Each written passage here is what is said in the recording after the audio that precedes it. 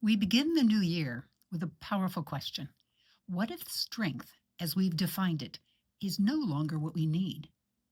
I'm Madelyn Blair, and on the opening episode of Unlocked for the year, I'm joined by Kamin Samuel, international business transformation coach, former U.S. Navy helicopter pilot, and expert in positive neuropsychology.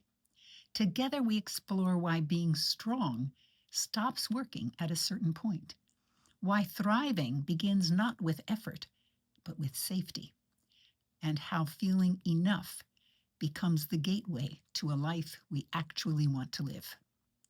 This is a conversation for leaders, professionals, and high performers who've done everything right and still feel tired, constrained, or quietly dissatisfied.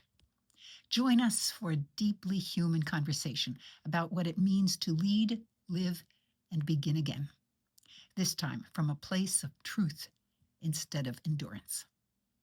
Join me.